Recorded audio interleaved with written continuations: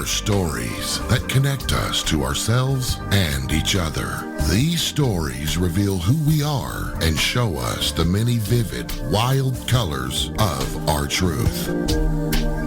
Welcome to Soul Wanderings, where we raise spiritual awareness and foster connections through these shared stories and personal experiences. And now, exclusively on KGRA Radio, I give you your host for Soul Wanderings Radio. Here's AJ. Hello, happy day, friend. It is time for some soul wandering, the opportunity to hear journey stories, experiences from all kinds of people, all walks of life, who show up to share authentic pieces of themselves with all of us. I am AJ Rasmussen, your host, and I am full of gratitude to have you here with us this evening. Soul Wanderings is a cozy and comfy get-together where we meet so many incredible humans, but in the comfort of our own spaces. We have the opportunity to share about all things spiritual, metaphysical, paranormal, inspirational, motivational, heartwarming, and usually a lot more. So hello, thank you for spending time with us this evening. You can participate during the show if you are interested in doing so. If you're listening live with us tonight, we have the chat room, a place to hang out with other wanderers, hosted here on kgraradio.com. And while we wander with our guests, I also hang out with you in the chat room. It's a great way to interact in conversation behind the scenes and ask questions that may come up for you throughout the show. Therefore, if you do find yourself wanting to ask a question, you'll want to be there with us. Be sure to type those questions in all caps. It allows me to grab those questions easier. When I see them jumping out at me, it helps a lot. How's everyone doing this week? Are you hanging in there? What are your experiences with all that is happening in the world? Are you shining your light brightly for the world to see? I believe you are. I have an amazing group of wanderers, and I see your light. I feel you.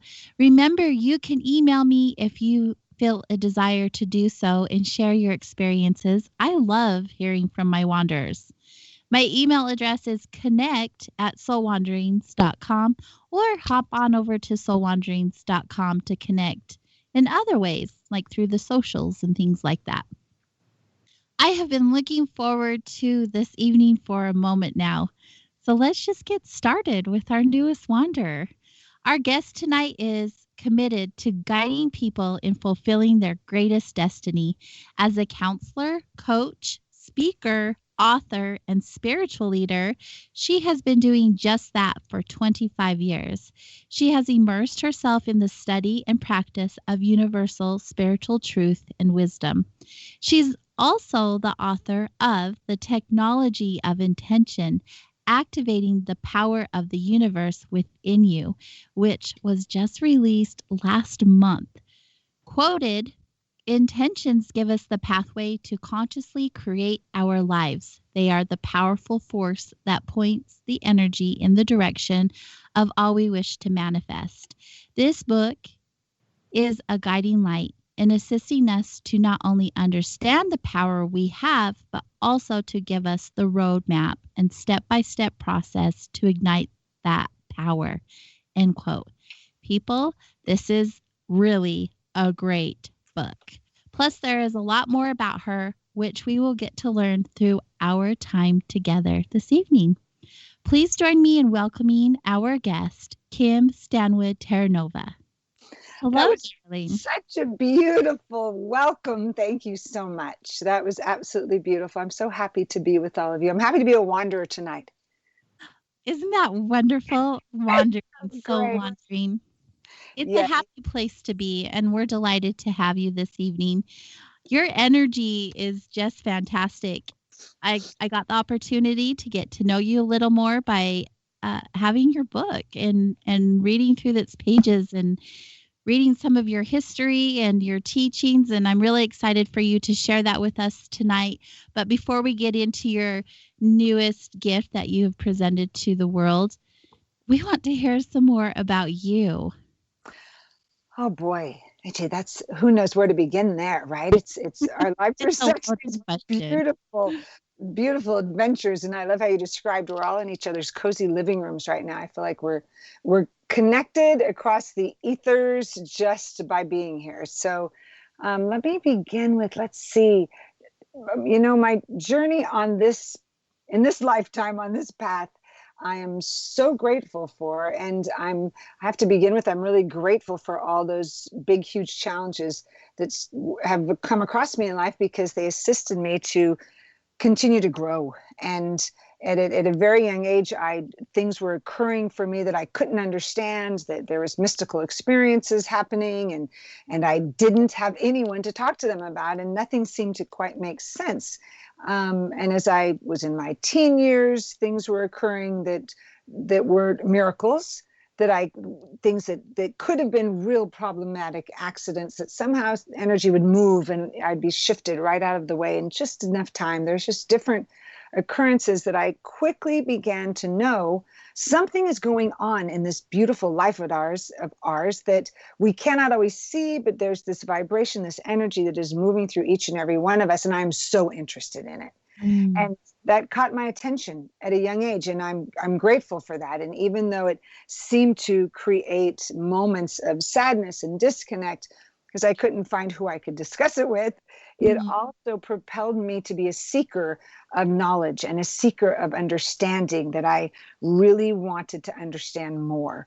And I quickly started diving into different paths of spiritual studies, and was guided to a wonderful place in California, right in the midst of college. Yes, I was guided to a spiritual center that when I walked in the doors and started to hear them talk, I knew I was in the right place. And I knew I finally had found somewhere that I could have these big conversations, that I could grow, that I could really ask questions about universal principles and the laws of spirit and what was occurring that I couldn't see.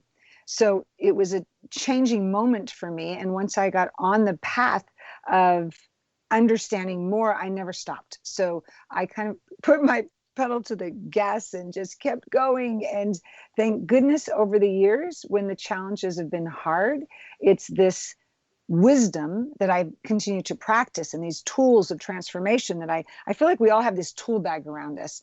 And if we in our tool bag have whatever is at our access to grab that will assist us to stay centered, to stay awake and alert on the path, that since they're with us, we just need to know which ones to grab at any certain moment. So when I began to really cultivate those tools, whether it's meditation and prayer and intention and visioning and journaling and healing, all of them got more activated with every challenge that came. So even though I discussed some of the last 10 years of challenges in the book, those challenges of suddenly being alone with my children and trying to figure out the path to assist them best, and lots of physical challenges and moving challenges, there was always a tool bag that I could reach into to grab what was needed for that moment.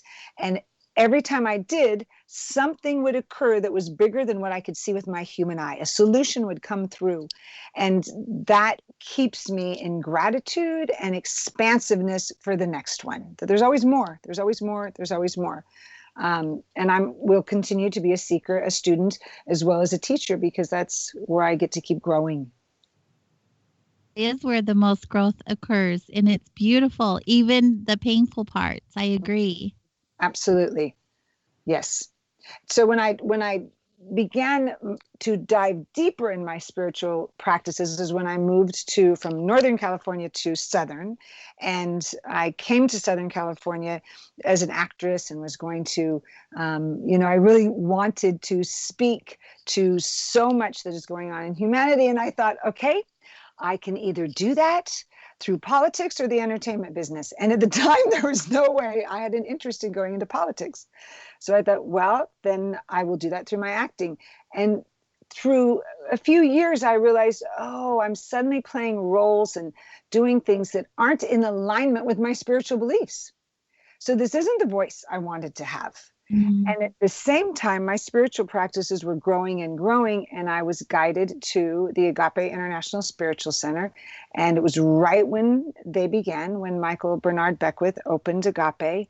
And I truly took on as a student there for many years and was committed to a path of expansion that then led me to an awakening of this is my path of being of service. This is where I get to grow, speak up, and help others.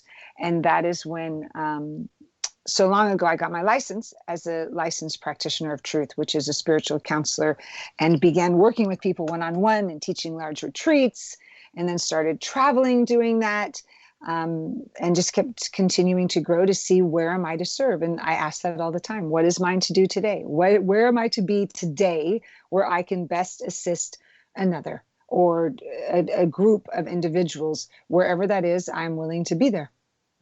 That is a powerful question. It's a great way to start your day of being in service to others. Yes. And our questions determine, I always say the quality of our questions determines the quality of our lives.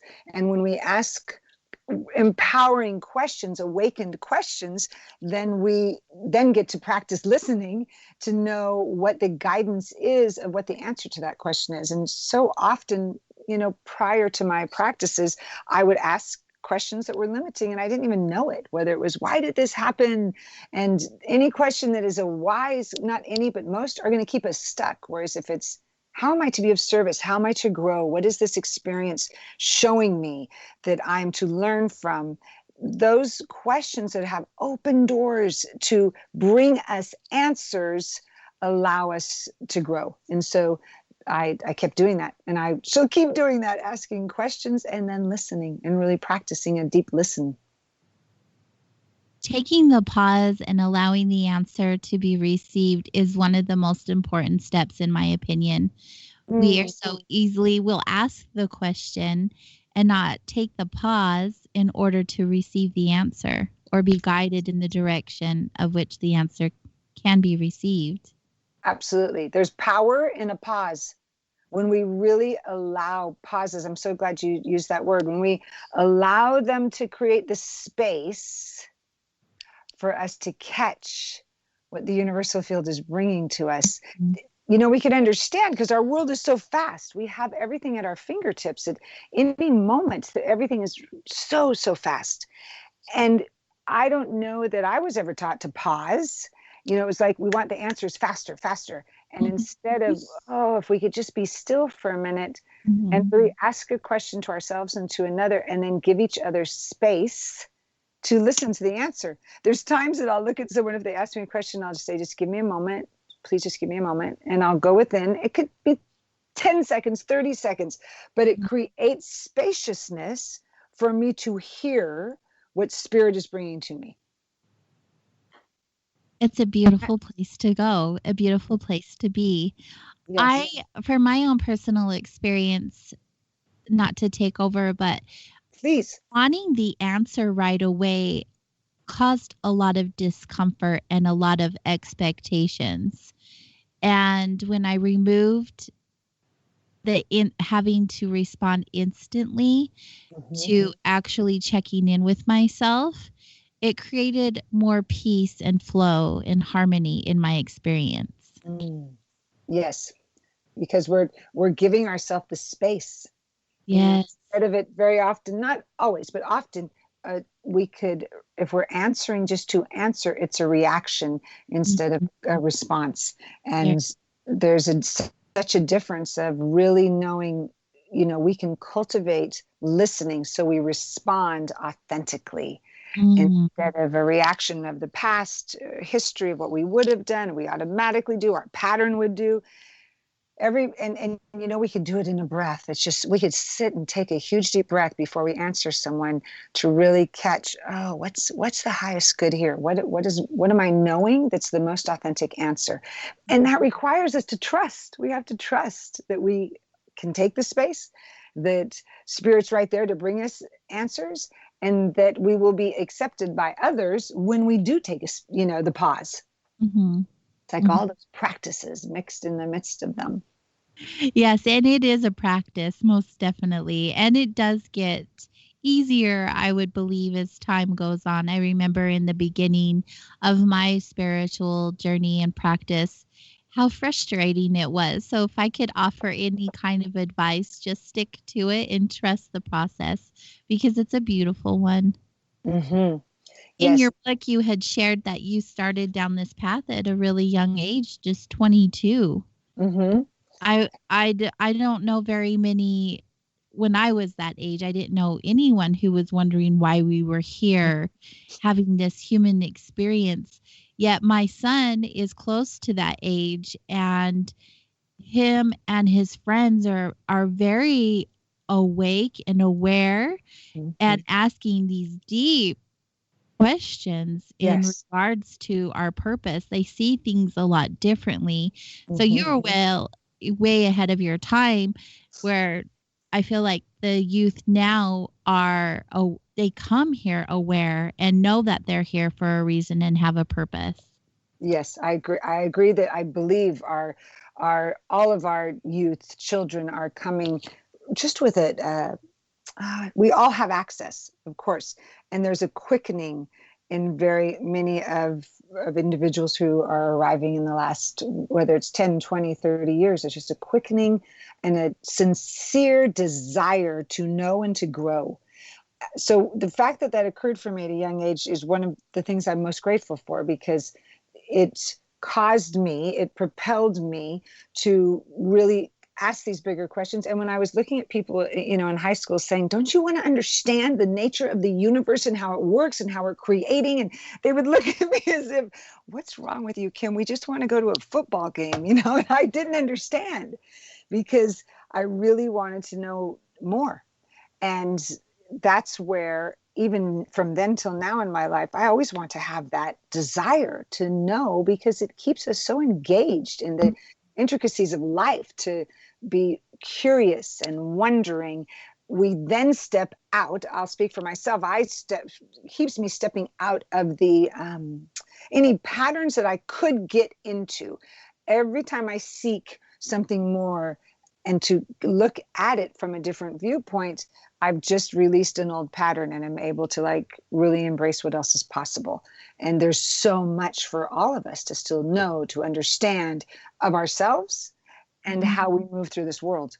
And it's never too late, whether we start at 22 or 2 or 52 or 82. It's never, ever too late to simply just be curious and want to know more and ask the questions and seek guidance to understand what are practices I could take on to understand can I have an intention for, where can I heal, what can I let go of, so that I'm living a fulfilled, joyous, abundant, passionate, love-filled life. Mhm.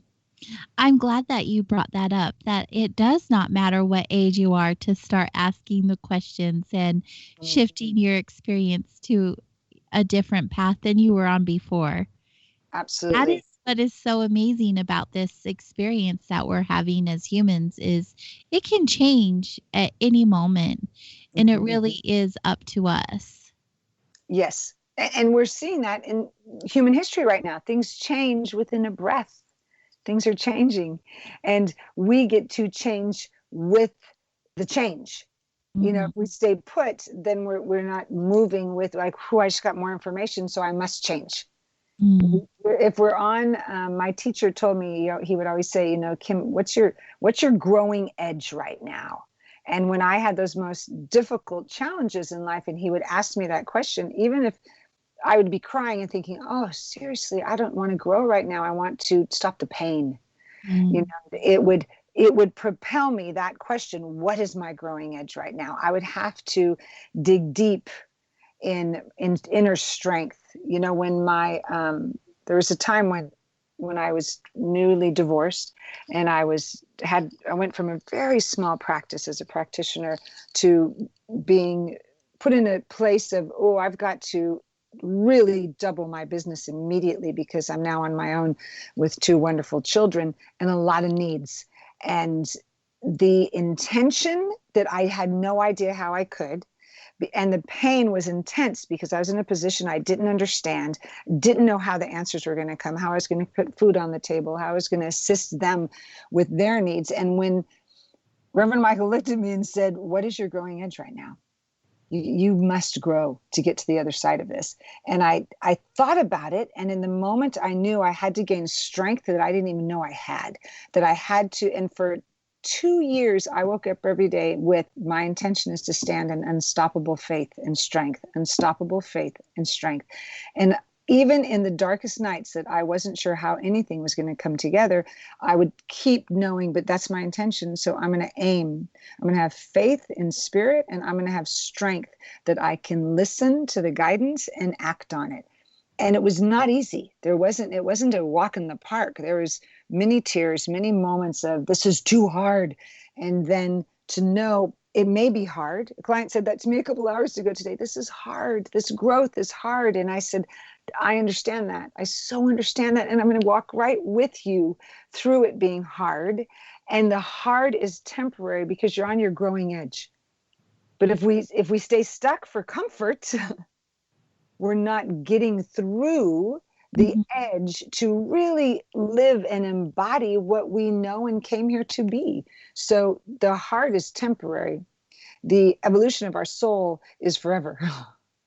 The evolution of our soul is forever. And I'm so interested in that. Yes, that's a whole other rabbit hole we could go down, which is really neat. And when you say that, because we as humans are so good at limiting ourselves to the right here and right now. Mm-hmm. However, we are unlimited. We have limitless potential. And there's a dance, isn't there, AJ, that we have to stand in the present moment. We're very present. That's where we're at. Simultaneous awareness that we are evolving in this present moment.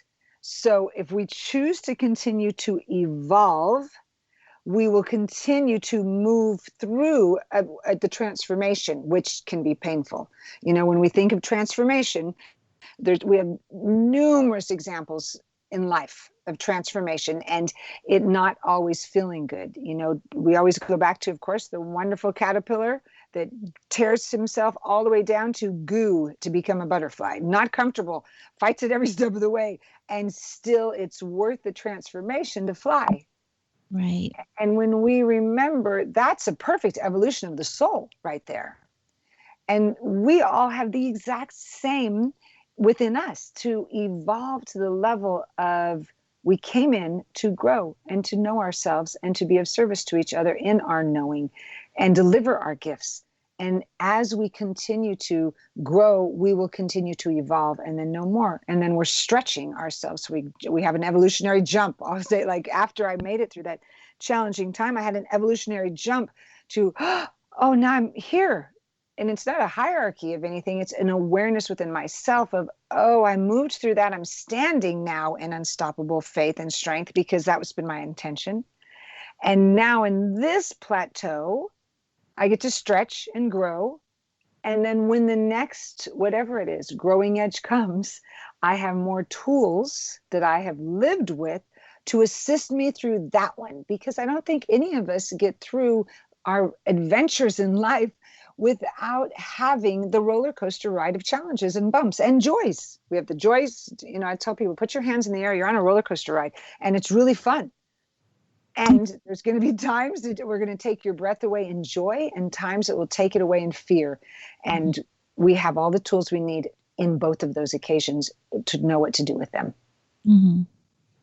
In the moment, it doesn't always feel so. However, we make it through. Mm-hmm. And yes. We're much stronger for it. Yes. And along the path, we gain, connections and friendships and conversations like this that are our stepping stone to make it through. Mm. There's many times I listen to a radio interview like this, and it would be the key that got me through the next step.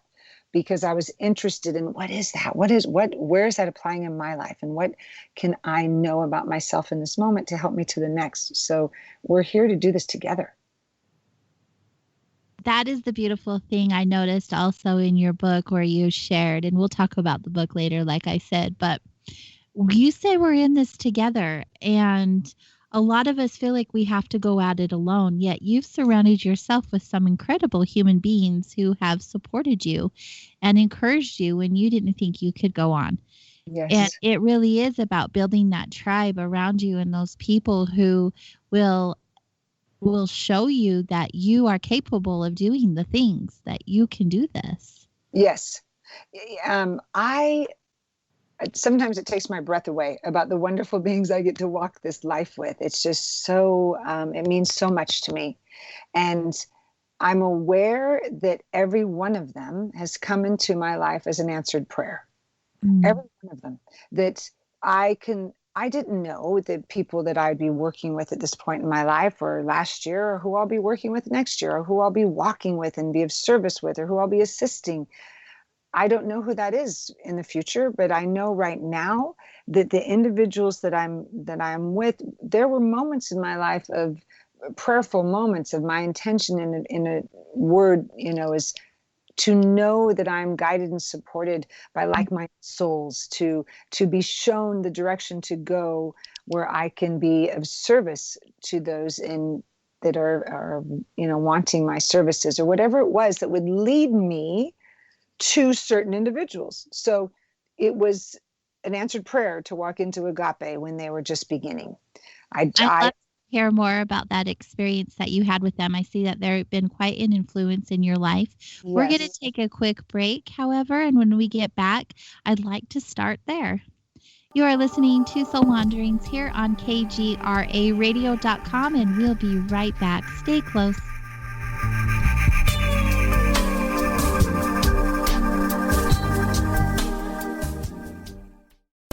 Okay, nurse, let's get this man to the ER stat. Right away, doctor. We see this every day. Heart attack or angina pain due to blocked and clogged arteries. Chelation can remove obstructions or blockages from arteries and help avoid painful and expensive surgery. Now there's Angioprim. It's a liquid oral chelation product that you take with juice. You start to feel the results fast. Angioprim increases blood flow all over the body, and that means more energy and strength to take on the day with less aches and pains. 60 years of research has gone into chelation, and Angioprim is the result. A safe and easy way to unblock your veins and arteries from buildup that slow circulation. Paging Dr. Jones. Please report to the emergency room right away. Log on now to angioprim.com. That's ANGIOPRIM.com. Or to speak with a trained consultant. Give Angioprim a call at 954-882-7221. That's 954-882-7221. Folks, this is very important information. What's to be said about CBD? AncientLifeOil.com. Our CBD is made from hemp and has 0.003 THC, which means this wonderful product won't get you high, no matter what amount you take. What does CBD do for the body? My hands are tied. But you can Google CBD benefits and be astounded. When you're finished reading, you'll want to log on to AncientLifeOil.com. That's AncientLifeOil.com. and purchase. Life is good when you feel good. People are tired of pain. People are asking for non-GMO organic products to help them with, you fill in the blank. Legal in 49 states, and again, our CBD is made from hemp. Ancient Life Oil is about helping people one by one by one. If you wonder how good the product is, the CEO takes it every day without miss. AncientLifeOil.com. That's AncientLifeOil.com. Have a great day. Hey, this check is wrong. I worked a holiday and 7 hours of overtime. Not getting paid correctly is a real pain. It could also hurt our boss if our company provides out-of-compliance checks.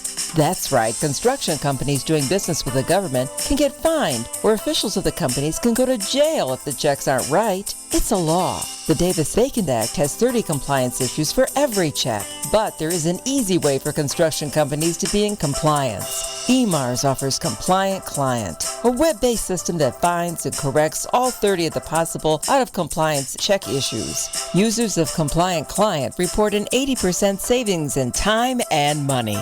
Running a weekly payroll usually takes about 5 minutes. All 15,000 plus clients of EMARS have never had a legal compliance issue. Plus, they sleep better on check day. Contact EMARS at emarsinc.com or call 480-595-0466. Now you have the inside contact for Alternative Talk Radio. The Planet. KGRARadio.com.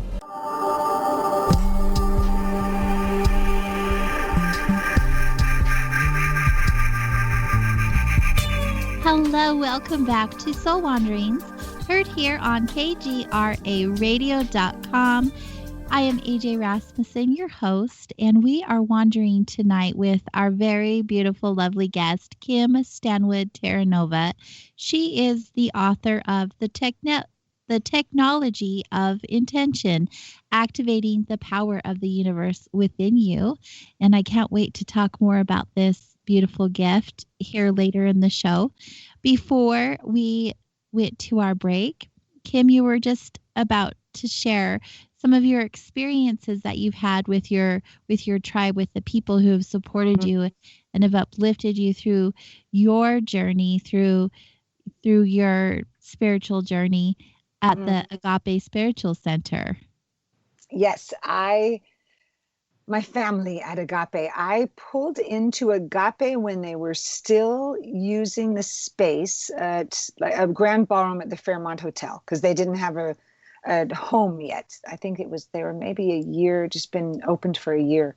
And at the time when I came to Los Angeles, one of my intentions at the time was I always wanted to ride a motorcycle. So I got here and went and took motorcycle classes and would pull up 2 Sunday services from head to toe leather, get off on my bike, park it on Wilshire, and walk into service.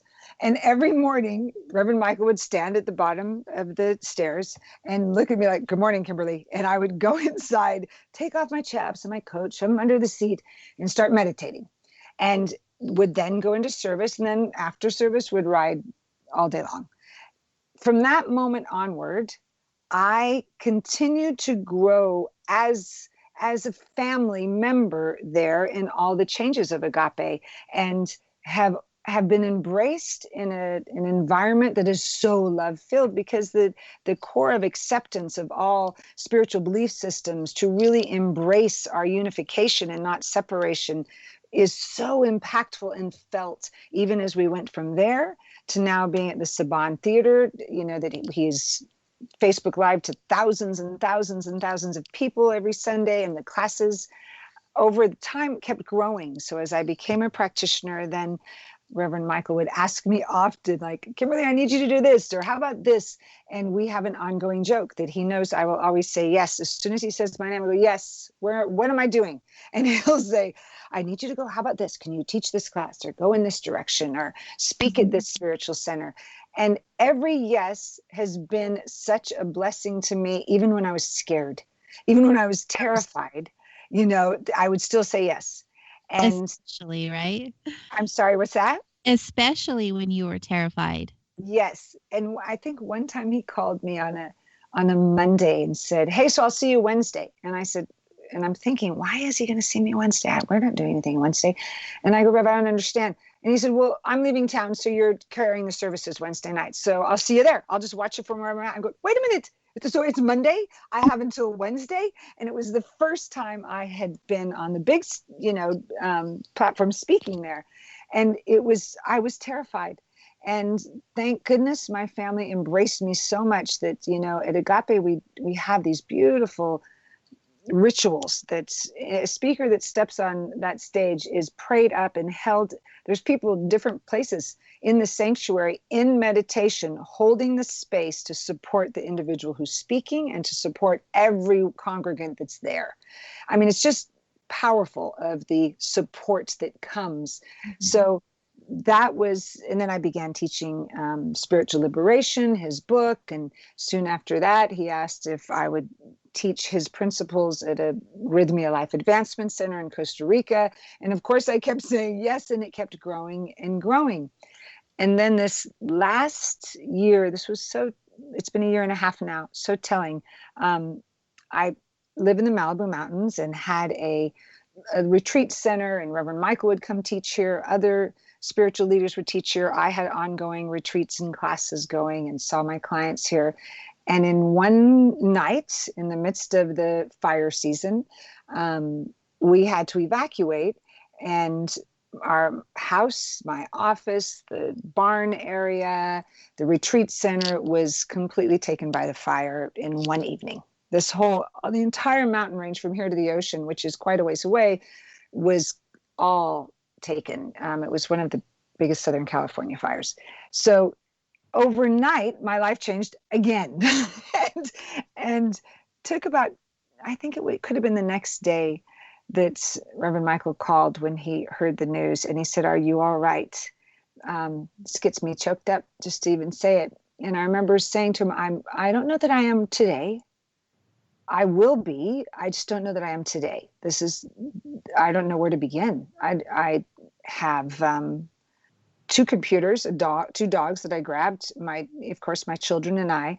And when I got to my mother's house in the middle of the night that night, all she kept saying was, "Did you bring the book? Where's the book?" And I said, "Mom, it's in the," I know, isn't that funny? I said, "It's in the computer," because it wasn't finished, but she knew how long I'd been working on it. And I said, "Mom, it's okay. I got the computers, but we're going to be okay." Had no idea. I truly had no idea that my house was going. I mean, I know it's a fire. I just felt energetically that I think we're going to be okay. But of course, we're evacuating. But when Rev said, what did you do? What was that process? And when I told him, I said, Rev, it was 4 a.m, and the small amount we had was in the car, and the fire wasn't right there, but we were told we needed to pack up and leave. I said, something told me to go back in the house. And my daughter looked at me and said, "No, Mom, we have to go." And she was leaving with her boyfriend. And I said, "Honey, I'm going to be right behind you. The car is running. I just need to go in the house and bless the house." And I said, "I promise I'll pull over and text you as soon as I get to the bottom of the hill." So she trusted me. I went back in the house, and something pulled me to go in every room. And I went in every single room. It wasn't a huge house, but blessed it and just thanked it, and all the energy and the people that had brought love into that house. I was so grateful for it. And I walked into every room and thought, is there anything I knew I didn't have time to pack things up. So it was like, I don't think there's anything I need to grab right now. And the last room I went to was my office. And I have had clients in there for years that have had huge healing moments, and just a lot of healing special work has gone on there. And I had a massive library because my entire life studying spiritual principle and studying with great teachers, I had every book, every note I'd ever taken. And I stood in the midst of it and looked around, and I heard a voice saying, "What could you not live without?"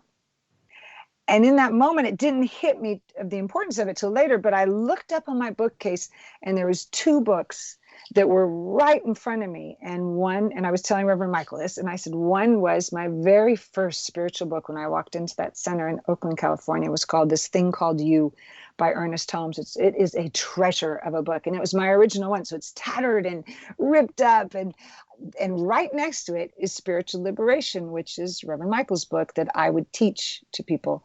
And it had all my notes in it, but those 2 books are just treasures to me. And I pulled them down.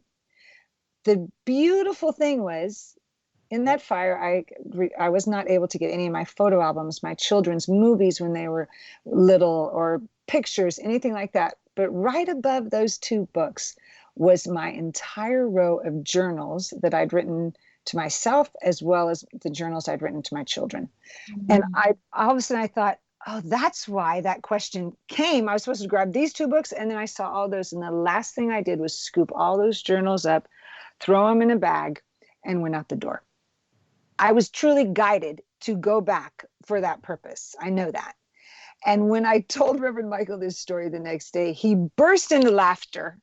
He goes, "I'm so happy you grabbed my book." And I go, "Okay, Rev, I hear your joy. I don't know if I can take it today." I said, "Maybe give that to me tomorrow or the next day. I'm still crying today." And he said something to me. He said, you know, I will walk with you through this, and you're going to move through it. He said, but you know as well, you're going to be changed because of it. So get ready, but also know you have what you need. You have what you need, and you're going to move through this. Mm-hmm. And just those words were like, oh, thank you, thank you, thank you. And there's, many moments that after that I knew what he meant of what I need was I had a practice of a lifetime that I'd been living. So of course I went straight to everything that I teach and practiced it, and miracles started showing up right and left. And those miracles could seem small but boxes of clothes would show up, people, because I had no place to live. And all of a sudden someone called and said, we heard what happened, and we have a condo we're not in for the next few months. And I said to them, thank you, but I have 2 huge dogs. I don't have little dogs. I have bull mastiffs that are each over 100 pounds, and they come with me. And they said, we know, and that's okay. They're welcome to be there too. So it was like this, solutions would come and I would say thank you and step into them, even if I was crying. But the years before of practicing how to receive prepared me, because I really had to stand in big receptivity after that.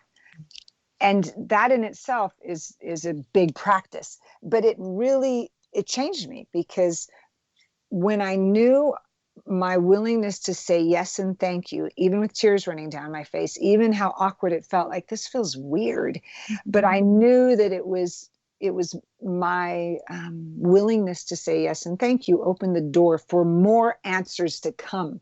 If I would have said no, thank you, no, I'll be okay, and really taken an edge of I don't need help, I wouldn't have gotten more help, because it would be there, but I wouldn't have been able to accept it, because I was having to prime the pump to accept what seemed to be small and then to bigger things. And that was part of my growing edge. Right after the fire, I said to myself, oh, what is my intention now? If I'm standing in this, and I heard again, ask questions and listen. And I heard it say, flexibility. You are going to have to master flexibility right now.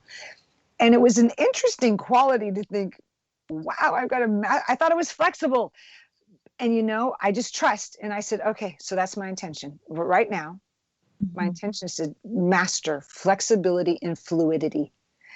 And those 2 words assisted me more than I can ever say, because when I moved 6 times in 1 year, had no idea where I was going to see clients, everything was in flow at all times. I'd be going one direction and it'd be like, oh wait, now I got to go this direction. And then I'd be going another direction and have to go this direction. So that quality filled those intentions to assist me to stay stable in a really unstable time. And through that, back to your question about agape was with me the whole time. The community was right there saying, what can we do? How can we be of service to you? And so within, it was less than a year later, Reverend Michael, I was bringing it back to this, said to me again, so I want you to cover the Sunday services now. I'm leaving town and I want you to cover Sunday. Well, covering Sunday services as agape is not a small feat. And I was just like, and fear came up again. And he said, I want you to get up there and boldly share with people what happened. I want you to share what happened for the purpose of your transformation, so that others know that we can, whatever comes before us, no matter how dark it is, we have a point of transformation. And that's what I did. And I was grateful for that, because he knew it would assist our community and it would help me grow and heal. It was definitely a healing experience, even though it was extremely intense. It was a very powerful experience to share it through Sunday services, and bring that to others. So it was a miracle. I enjoyed the long answer. Thank you. I hope that was okay. Oh, it's great. The details are great, because you can actually put yourself and really picture what's going on and why you have come to where you are now through the experiences that you've had. That is what soul wandering is all about. Coming from a place of challenge to a place of thriving because of your experiences. Yes. And I know that's just one of many that you've had because of the book that I've read that you wrote. But what fires? Oh my goodness. I lost my home in a fire. Not like yours, not in the same way where everything was on fire. It was an electrical fire, but losing everything that you thought that mattered. Yes. and afterwards realizing that none of it really mattered. And going back to the tool bag analogy that you used the first half of the show, you already had the tools with you. You Yes. already had everything you needed. And having the experiences beforehand where you learn to accept and receive, that's huge. A lot of us think we can be so independent and we do not need anyone's help, and we deny ourselves and others of so many blessings. Yes. Yes. And, I had someone say to me once, wow, they came to me and they said, it's wonderful that you have the agape community. I don't have a community like that. And I said, I believe the practice of that, AJ, that you just said, the practice of really being open to receive opens the door to knowing that community is everywhere, whether it appears to be a stranger that isn't really a stranger, or our neighbor, or someone that we just met, that our community is everywhere. We are all walking communities in ourselves. And when we allow ourselves to connect deeply with someone, whether it's a look, whether it's a breath, a pause, like we talked about, whether it's an honest answer, we are connecting with others so that we can receive their, genuine beingness, and they can receive ours. And it is, I don't know that we're taught so much yet. I believe everything is changing in society to really be good receivers, because Spirit just wants to keep bringing us more. We get to master receiving with a thank you. Absolutely. Yeah. I could not agree more. There have been so many times in my life where I thought being strong looked like I had to do it by myself, when in all reality, when I allowed another person to assist me, the magnitude of the blessings that occurred for both of us in doing so was so substantial that I never wanted to feel that other way again. This way was so much sweeter. Yes. Yes. Agreed. So house fires, my goodness, what a story. That one always gets me. Stories like that always get to me, just because, it is a huge growth experience. And you can take two different directions. And obviously you took one that provided you more tools for that tool bag. Yes, and there's like sprinkles on the cupcake here. If I have to finish that with that story, is that there was one beautiful thing standing when I returned to the property, which was priceless to me.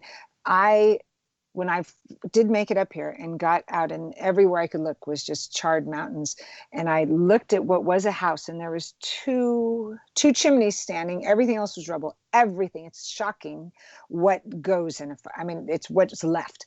Everything is gone, and only one thing was standing. As I walked up the path, was I had this beautiful cement statue of Kuan Yin in front of my office door.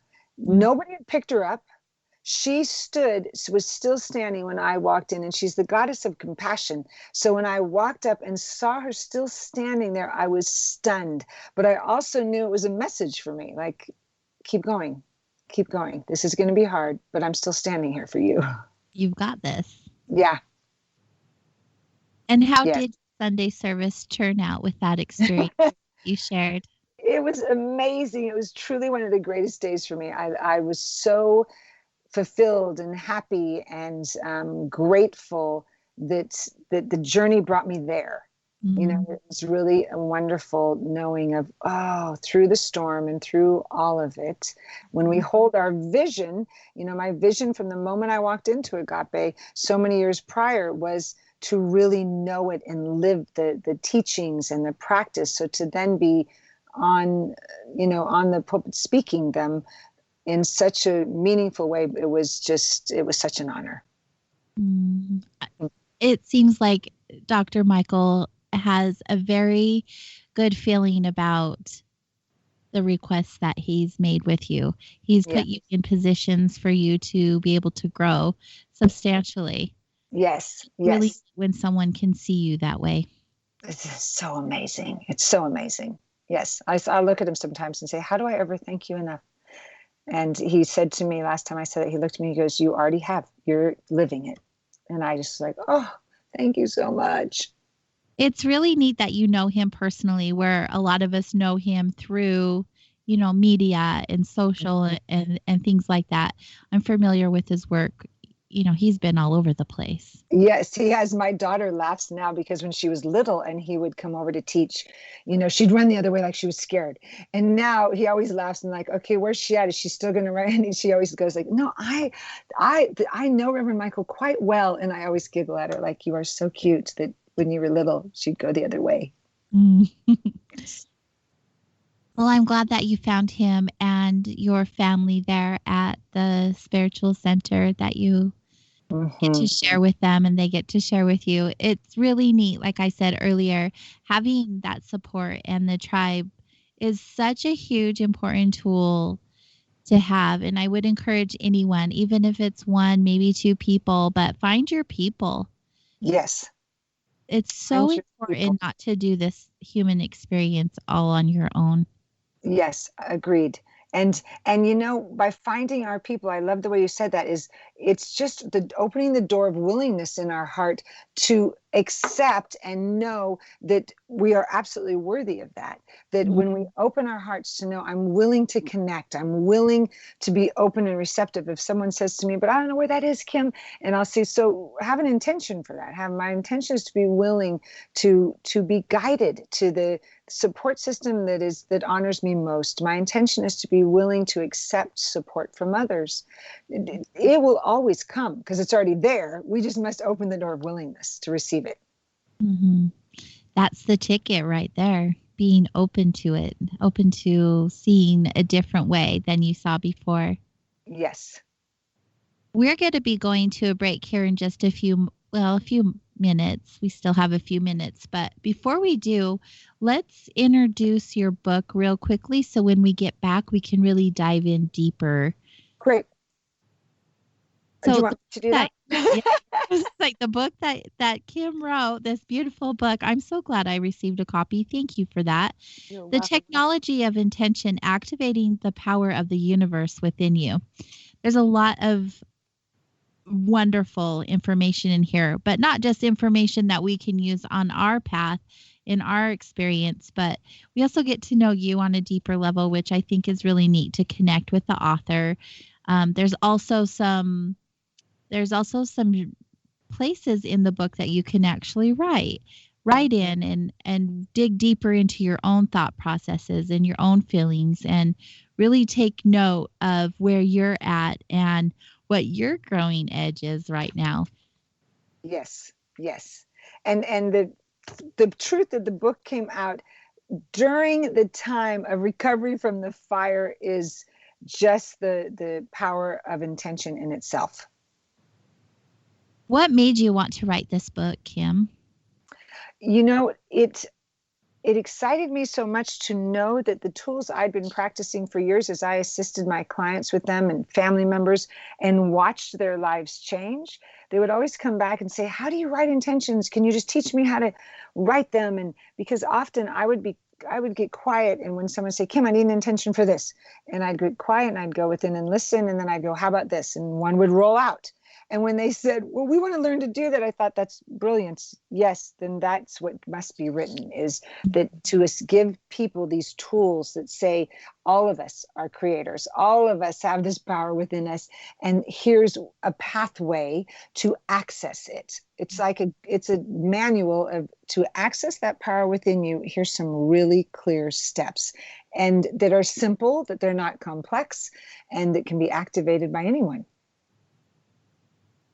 I love that you saw a call for the need and you took it. You took the bull by the horns and said, I'm going to do this. I am going to write this book. Yes, it probably took me much longer than I anticipated, but the intention was going to get done, and thank goodness it did. And I celebrate it. I'm like, oh, thank you, Spirit, for that, because there were moments I thought, when am I going to complete this, and how am I going to find a publisher? And then I would go back to my tool bag and think, just take a breath. What's my intention? And as soon as I'd open the door to I accept that help, it would come every time. Someone to help edit publisher stepped forward that is a big publishing house that publishes spiritual books. It all continued to work. And of course, as soon as I looked at Reverend Michael and said, would you write the foreword? He said, of course I'll write the foreword. And it was like, great. All we have to do is ask. That's another point. We ask. He could have said no. Thank goodness he said yes. That's the thing right there. Also, you have to ask. You have to ask. Mm-hmm. All right. This is the perfect place for us to take our break. We're at the top of the hour. And when we return, we're going to learn more about this beautiful gift that Kim has presented to the world, the technology of intention, activating the power of the universe within you. Stay close, Wanderers. We'll return shortly.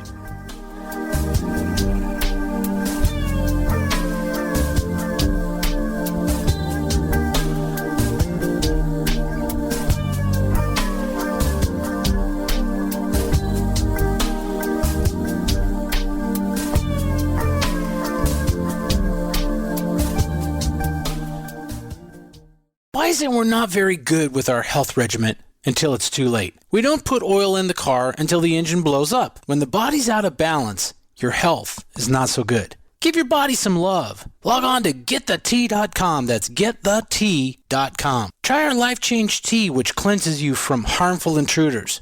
A clean colon is one of the ways to bring the body in balance. We also carry organic supplements to help you get where you need to go. So do your body a favor. Log on to GetTheT.com. That's GetTheT.com. You can even visit our sales page to save some dough. Does anybody call money dough anymore? Anyway, if you're looking for short, helpful health tips, go to YouTube and punch in Health Matters Now. That's Health Matters Now.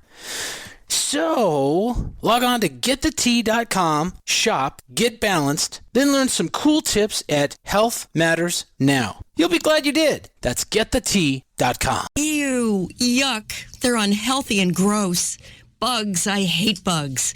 We keep a clean home, but occasionally bugs show up. Well, I found something that is tougher than bugs. Orange Guard. From contact, it kills bugs. Plus, Orange Guard kills hidden bugs and keeps new bugs away for weeks. I know. I use Orange Guard. Plus, all of the ingredients of Orange Guard are on the FDA generally regarded as safe list. Orange Guard may be used around food, humans, and pets. It promotes a healthier planet, and here's a bonus. Orange Guard cleans where it's sprayed. Plus, it comes with a 30-day money-back guarantee. Orange Guard. You can get Orange Guard at Ace Hardware. And listen, folks, Orange Guard is tougher than bugs, and it's safe to use. Go to orangeguard.com. That's orangeguard.com. Hey everybody, Rachel Ray here. Nothing brings a bigger smile to my face than cooking up a big meal for the whole family and lots of friends. But there's not enough room at my table for the 17 million kids in our country who struggle with hunger. That's why the Feeding America nationwide network of food banks collects surplus food to give hope to hungry kids. But they can't do it without your help. Support Feeding America and your local food bank at feedingamerica.org. A message from Feeding America and the Ad Council. Are you intrigued by Paranormal Talk Radio? You'll love the new Paranormal Radio app from TalkStream Live. You'll find a great selection of talk shows covering UFOs, ghosts, strange phenomena, and much more. Download the Paranormal Radio app now and start listening to the very best in paranormal talk entertainment, including the network you're listening to right now, the Paranormal Radio app. Free in Google Play and the iOS App Store. You listen to us, and we listen to you. And so does the CIA. KGRARadio.com.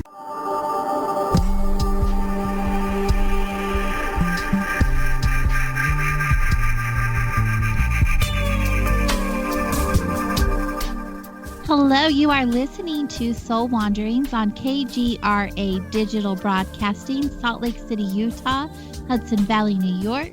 Soul Wanderings can be found on all of the listening platforms like iTunes, iHeartRadio, Spreaker, Spotify, YouTube, all of them. So just look for us. We'll be there. You can also find the latest show archives on the official KGRA radio on YouTube, as well as soulwanderings.com. So if you're enjoying this show, I would really love for you to share with your pals. We love having more and more wanderers. The more the merrier, as I say. Tonight we are wandering with our guest, Kim Stanwood Terranova. She's the author of The Technology of Intention, Activating the Power of the Universe Within You. And finally, we're on the last half of the show. We get to talk more about this beautiful gift that she has written for us. Kim, okay, you just lifted my heart. You can't put it down? I couldn't put it down. I'm not a big reader. I listen to Audible. But when Marianne sent me the book, I was like, yeah, I'll read it. And normally I don't read the books before I meet with the guest because I like the organic meeting of the person first, and then I'll go and read the book. But it was about intention, and I'm all about intentions. I love that you took the time to read it. Thank you so much. So much. And thank you for calling it this gift, because it feels like it was a gift to me to re-gift. So I'm very happy it feels like a gift. Well, that's exactly what it feels like. There are so many wonderful nuggets, like really great pieces of information that I will tell to everyone. If you are already an intentional human being, you live your life by intention, I think you'll still learn something from this book. Beautiful. I really thought, oh, my intentions, I think and feel very clearly on what my desires are, but I learned a lot more. So it's really neat that I was still able to learn more about you. And it's definitely a book that I'm going to recommend and share with my pals. So thank you for that. You're so welcome. Thank you for that. I'm happy you're going to share it. That's the best gift back to me, is to know that it's getting out and about. You know, there's so much in it to do with the power we have within us, and intention being a really powerful, magnificent tool that does help us create our reality, that we do consciously co-create when we're activating intention. And there are other tools in there to support intention, to support anyone's spiritual practice, whether someone's been on the path for years or is just beginning. And that was intentional, that anyone could grab more pearls, grab an understanding maybe they hadn't had before and practice that, or to really embody more fully practices that they have had. So that was the desire of it. Well, you did a great job. Thank you. I would say this is a win. In your book, you talk about this a lot in depth. However, for the audience, share with us exactly what are intentions. Intentions are lasered statements of energy, of power that we are placing out into the universal field of consciousness. We do it all the time, even when we don't know we're conscious. When we state something, oh, I'm not good at that, I'm terrible at that, what's wrong with me? Those kind of statements are still being placed out into the universal field. Intentions are clear statements that we consciously are aiming. My intention is this. I'm aiming to feel happy, fulfilled, passionate, experience divine love, whatever it is we desire. If we just sit in the realm of, I want that, we have a tool, an intention to clearly aim. This is the desire, but it's in a really clear format, placed on the consciousness of the altar of spirit, so that we could then let go. You know, intentions are, we aim and let go. Doesn't mean we don't move in inspired action, but we don't think, oh, I have to figure it out now. And that's a really important point for individuals to catch, is that there's a difference between goals and intentions, and both are great. Goals, we aim for something, and we usually aim for something that we have either seen someone do, we know we could do, but it's probably a little bit out of our comfort zone, but we could still try. And we usually have a definite outcome we're looking for. So whether that definite outcome is weight loss by a certain number, or a certain specific car we want, or a specific location we want to go, and we look at it from our perspective that we think we could accomplish this, and it drives us. It's still a driving factor. Intentions, we have the desire and the aim. What we add to that is that we don't limit it to just what we think we can create. We open the door to allow spirit to create with us. So an intention that says based on someone's weight, and they said in a goal, my goal would be to lose 10 pounds, say. That's a specific outcome. An intention would be, my intention is to make choices that honor my body and release any weights that I no longer need to carry with ease and effortlessness. You can feel the energetic vibration difference, right? Totally, completely different. It totally, completely different. The intention still saying, I'm honoring my body, I'm releasing weight. What if we could have released 15 pounds, not 10, but the goal just limited us to 10? So we must remember that, spirit is listening to us to respond to us. The universe brings it right back to us, what we are desiring. And the clearer we are, the more that it can bring it back with more ease. So an intention, we aim, and when we let go, we allow spirit to help us in the creation. So the how will I do this? How would I lose the 10 pounds? Turns into, I'm letting go of the how, but I'm listening. So I'm staying in inspired action. So it doesn't mean we wouldn't still get up, exercise, make different choices, eating, whatever we needed to do to honor that intention. But we would be allowing spirit to assist us with it, because that is an unlimited source that knows many other ways to help us create than what we know in our human realm. So it's really like allowing the universal presence to assist us in creation. So that's the co-creation, instead of just saying, oh, I'll do it, and I'll do it this way, and it'll be done by this date. Intentions we could still have, I'm aiming for that to be done in a month or whatever it is, but we always add it with, or something better. What if it could have been done in a week? So it's really a beautiful opportunity to consciously create instead of creating by default, which we are always creating. But intentions give us the fuel to create consciously, so our manifestations and what we are experiencing in life are amplified and much more in alignment with what we truly desire. You speak like a poetess. It's so beautiful when you share your definition of intentions. Well, talk to me a little bit about expectations. When you create an intention with an expectation. So expectations, the way I describe them, I want to be really clear on this, because expectations can do a few things for us. And most of us do that, have expectations, and we don't even know it. Right. So the expectations I'm referring to are whenever we expect something to occur outside of us, something must happen outside of us for our fulfillment. That expectation very often will lead straight down the path of disappointment. Mm-hmm. Now, the key words were that something outside that certain thing has to happen for me to be happy. We're out of power the second we do that. And it's so subtle. It can be from, when people say, I don't think I have any expectations. If I look at them and say, have you sent a text to anyone recently and you got frustrated they didn't text back fast enough? And somebody says, well, yes, that happened yesterday. See, that's a hidden expectation. If I do this, they should do that. It's really subtle. This is an opportunity for us to wake up to, wow, where do I have expectations? If expectations, again, not all, the ones I'm pointing to about things outside of us, if we know they lead us to disappointment, we have an opportunity to choose something else.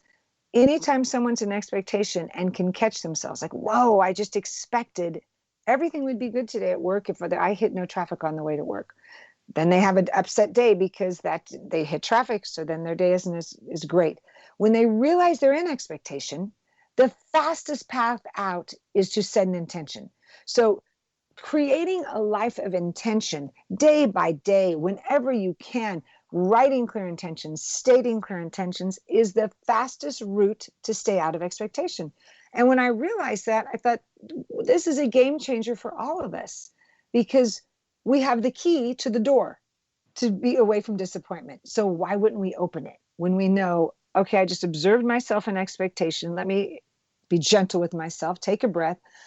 What's my intention? Mm-hmm. And then we have the opportunity to create the intention for what we desire instead of staying in what we expected that was not fulfilled. And we're always in such a hurry for the outcome. And we talked about the pause earlier, but if we really slow down and get clear with what our intentions are, those expectations kind of seem to fade away. Absolutely. The clearer we are, clarity is power. The clearer we are, we're in the present moment right there. We're available to know, wait a minute, I'm clear. What's my intention? In all the years I dropped my kids off for school, from preschool all the way to high school, the last thing they ever heard me say before they got out of the car, besides "I love you," was, "What's your intention today?" Every day.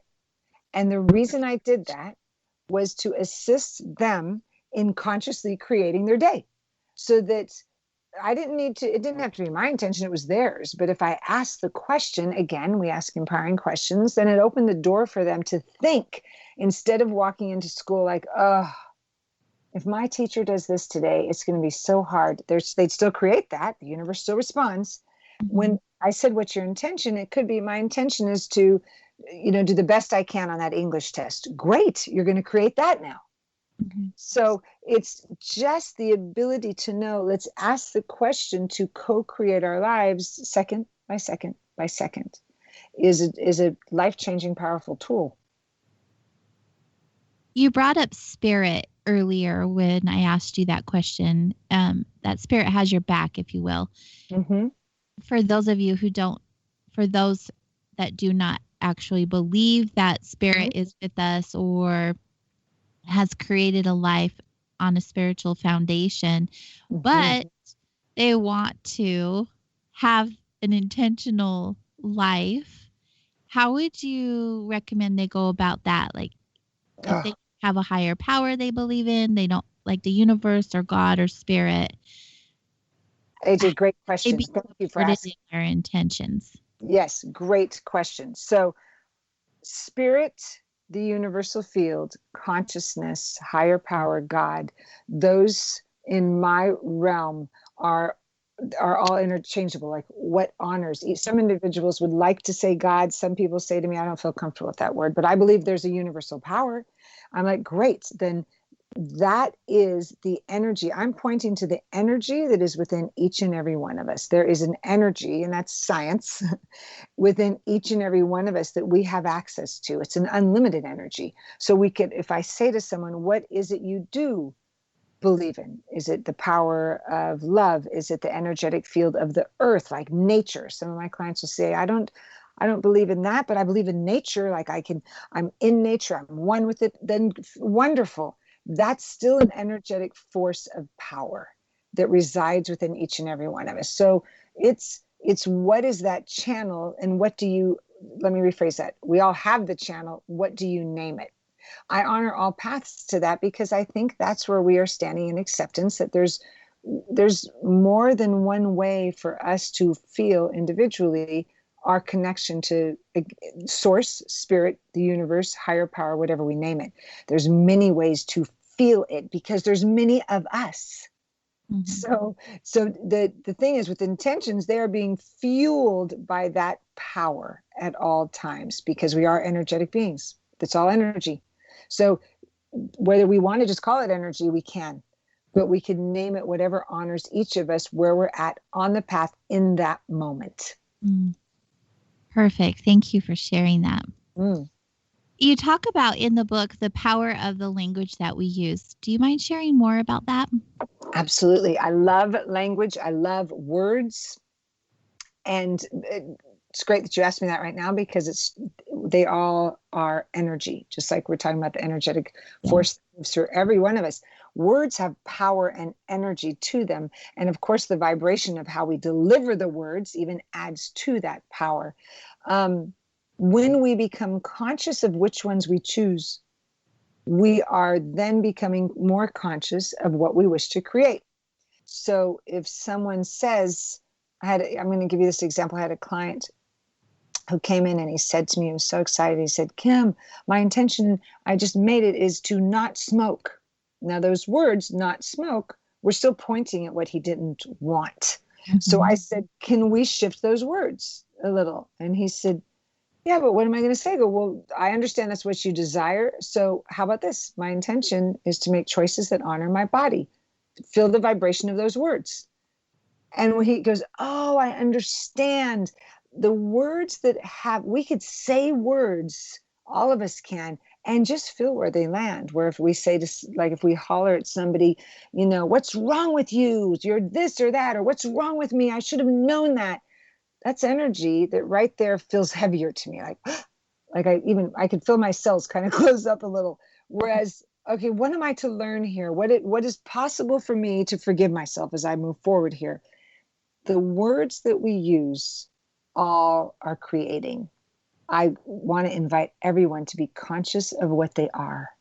I can't do that. I'm not smart enough to do that. I'm too old to do that. The universe is saying, universe, spirit, whatever we name it, is saying yes. And believing that. So how about being aware of what words am I, what's rolling out of my mouth, what's rolling around in my head in my own world that I'm stating? What am I making a statement about? Because we can become, wonderful, kind, loving guardians of our own language and choose again at any moment.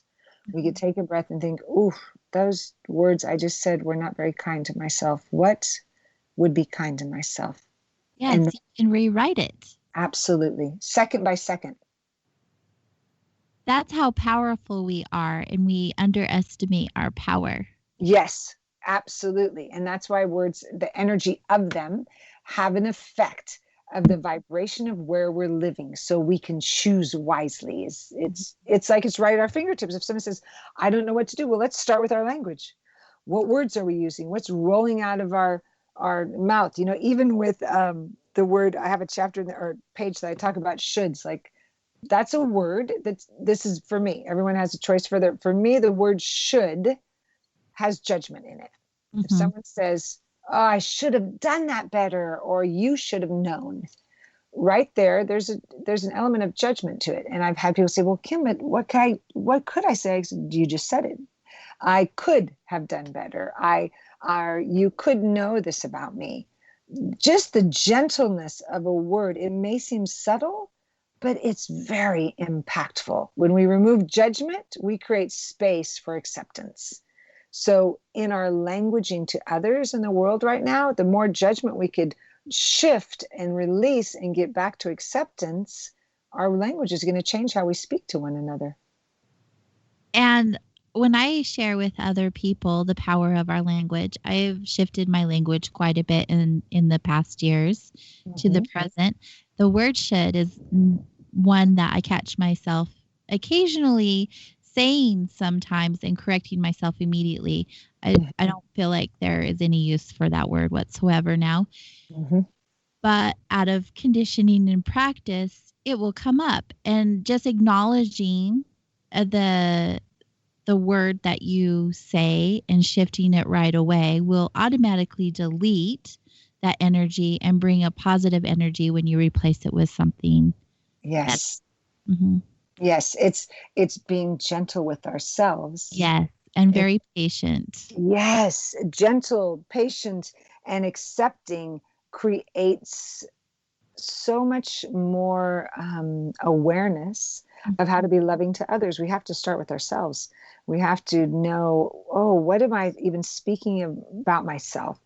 And as soon as we catch it, I love that you just said that that's our opportunity to simply let it go and begin again. Let it go, begin again. Gentle.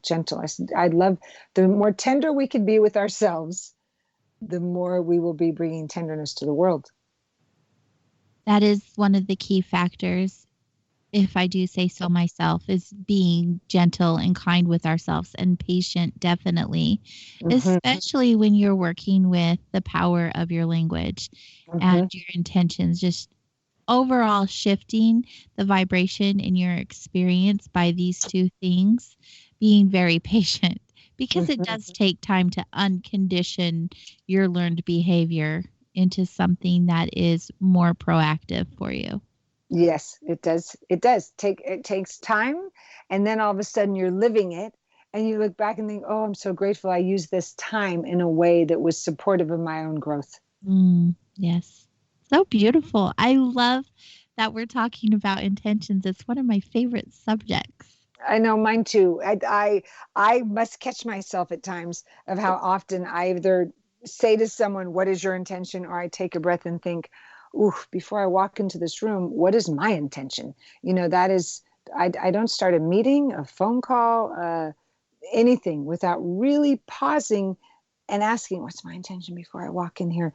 And that could seem daunting to some, like, "Oh my goodness, everything."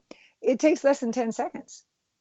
I could be walking out of my car to go into a meeting, and I'll hear him. I say, "Kim, what is your intention? Get aware of what is your intention."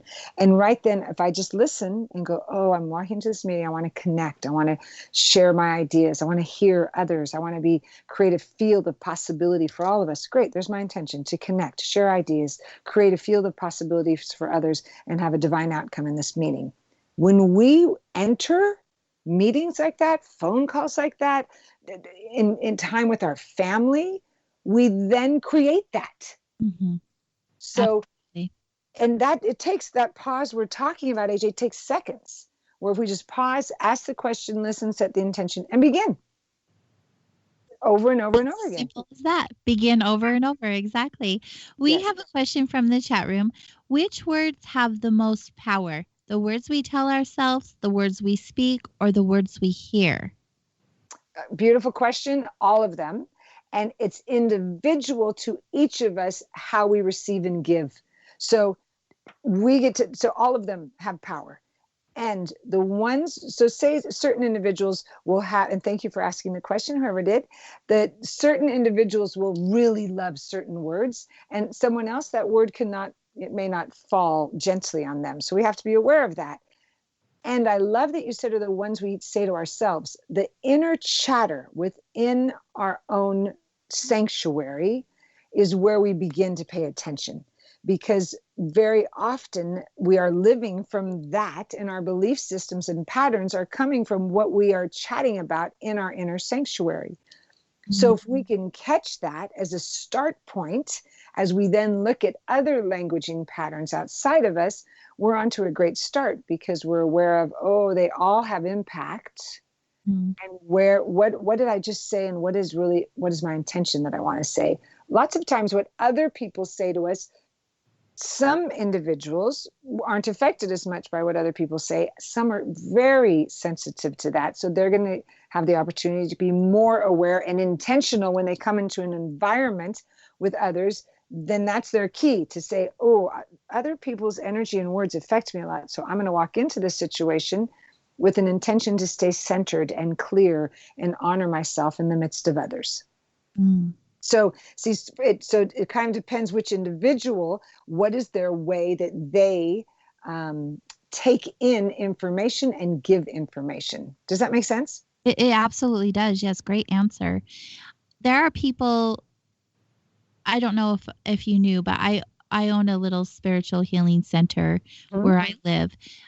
We have people come in all of the time, and a lot of times they are just new into the spiritual game, just trying to really figure it out. A lot of them are very empathic, take things very personally, or they're just highly sensitive human beings. And for people like that, because there are so many, what would be some good advice that you would offer them when it comes to the power of words and how they can shift their I'm not sure what I'm trying to ask. Shift their perception on what they are hearing and feeling. Beautiful. Again, the knowing of who we are individually. So if one knows, oh, I am more of an empath, and I do get affected even by energy. Sometimes an empath can literally feel it before anyone even says anything. So in that situation, an act of self-care is to be very intentional in what are the choices I must make to honor myself before I enter into this conversation. So if someone knows that, there could be an intention of, hold on, AJ, let me just listen for a minute. My intention is to honor myself and surround myself in self-love as I engage in all conversations. I stand in my authenticity. An intention like that would is not saying, we're not saying I'm protecting myself from other people, because it's still words, right? Mm-hmm. We're using the words in a way that honors oneself. We're sensitive to, I can sometimes take things personal or this or that. So what's the active self-care I am to implement is what I'd ask them to ask. Mm-hmm. And then if it is either that they state their intention first, whether they wrap themselves in white light and know as I walk in, I'm absolutely, shining my light so brightly that I can authentically stand in my power and allow others to be in theirs. Mm. It's a beautiful space to stand in. Yes. And it's always, we get to come back to, where am I now? Which is why if we ask that question, what's going on for me? Where am I now? What's occurring? Then we can then implement the tool that supports that moment where we are. Taking us right back to when I said in the fire and my daughter wanted to leave and I still said, I got to go back in that house. I had to honor in that moment what I needed, what my body and mind and heart needed. So when we listen to ourselves, what is necessary for me right here? We get to expand. Those are all acts of self-love. And when we are amplifying those, we bring the fullness of ourselves to a situation and we take things much less personally because we're in self-care. Oh, definitely. Definitely. Thank you for that answer. Mm-hmm. We're going to take the last break of the evening. And once again, I always say this every time, it goes by so fast. It's not fair. It's not fair. I know, it's great. How could this time go? Because we're enjoying it so much. There's always more. There is. There always is. So everyone stay real close. We're going to take a few short minutes of a break. And when we return, we'll hear more about this beautiful book that Kim wrote.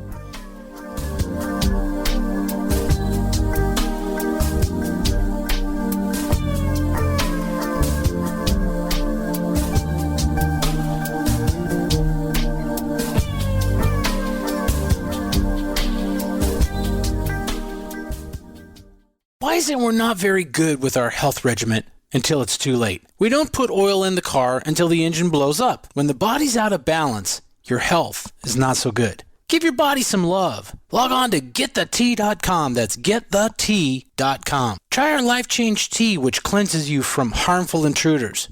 A clean colon is one of the ways to bring the body in balance. We also carry organic supplements to help you get where you need to go. So do your body a favor. Log on to getthetea.com. That's getthetea.com. You can even visit our sales page to save some dough. Does anybody call money dough anymore?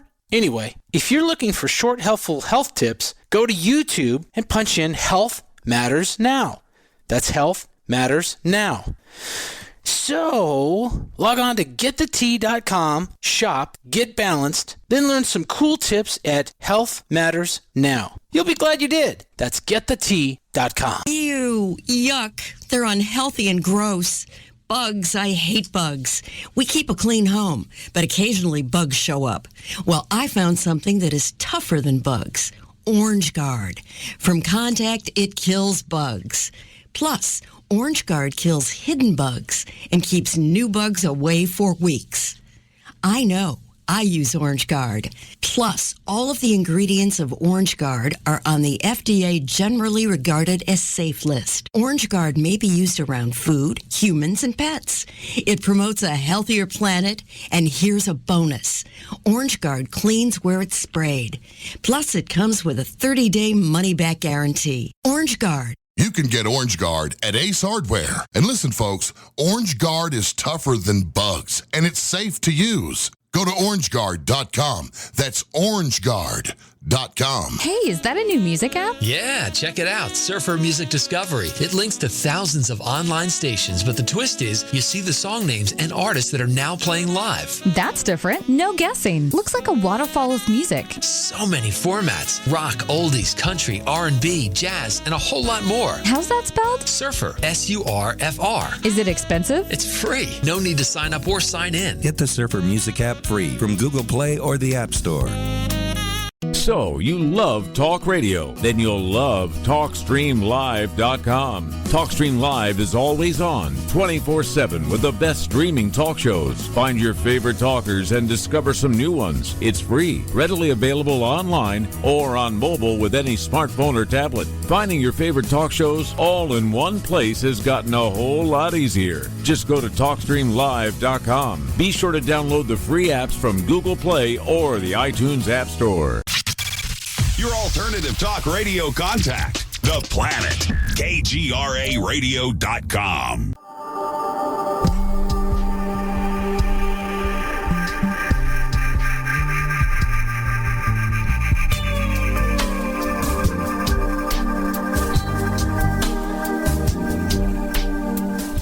Hello, welcome back to Soul Wanderings here on KGRARadio.com.